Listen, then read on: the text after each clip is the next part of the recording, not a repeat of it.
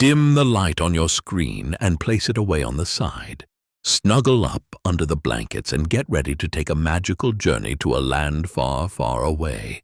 Once upon a time, in a quiet little village surrounded by golden fields, there lived a boy named Aden.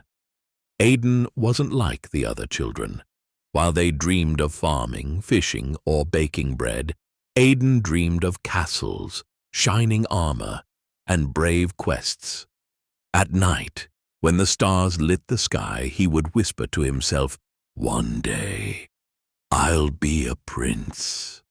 I'll protect the kingdom, fight a dragon, and save everyone."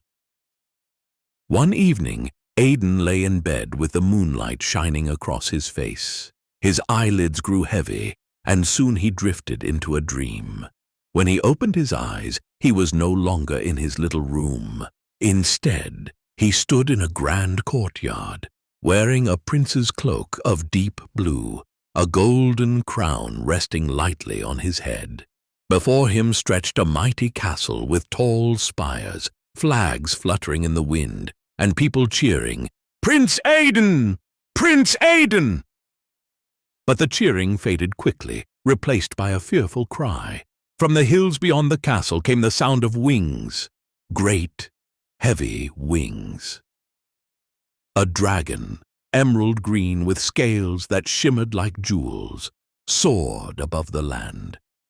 It breathed a swirl of fire into the sky, not to harm, but to warn.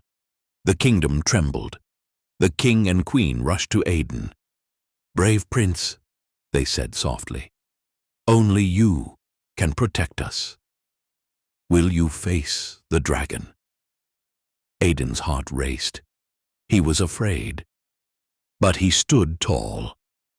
"Yes, I will protect my kingdom armed with a shining sword and a shield marked with a golden star." Aden rode his white horse across meadows, through whispering forests, and finally to the foot of the dragon's mountain. The climb was steep, but Aden never gave up. Each step, he whispered to himself, "Be brave, be kind, be strong." Finally, at the top, he found the dragon resting by a glowing crystal cave. The dragon opened its eyes and Aden raised his sword. But then, something surprising happened. The dragon did not roar. It sang. Its voice was deep and sorrowful, echoing like 1,000 bells. Aden lowered his sword, listening carefully. "What's wrong, mighty dragon?" he asked gently. Through its song, Aden understood. The dragon was not cruel. It was lonely. The villagers feared it, so it had hidden away in sadness. The fire it breathed was not to destroy, but to call for someone to listen. Aden put away his sword and stepped closer. "You don't have to be alone anymore. Come with me. The kingdom will welcome you." The dragon blinked in surprise. No one had ever spoken with such kindness. Slowly, it bowed its great head. Together, Aden and the dragon returned to the castle. The people gasped in fear at first. But when they saw the dragon walk gently beside their prince, they cheered louder than ever before. The king and queen declared, "This is not just a dragon.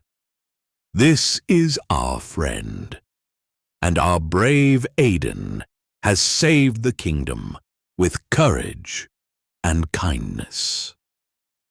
From that day on, Aden was known as the Prince of Courage, not because he fought with a sword, but because he listened with his heart. The dragon became the guardian of the skies, circling above to keep the kingdom safe. The people loved Aden, not just as a prince, but as a hero who showed that true strength comes from love and kindness. That night, Aden closed his eyes, smiling. His dream had come true. He had saved the kingdom.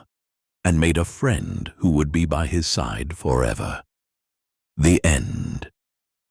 Good night, sleep well, and sweet dreams, my little one. If you liked this story, let us know in the comments below your name and what kind of a story you like to be in, and our next story could be about you. Come back tomorrow night to find out. And for now, listen to our next story below about Celine's magical daydream.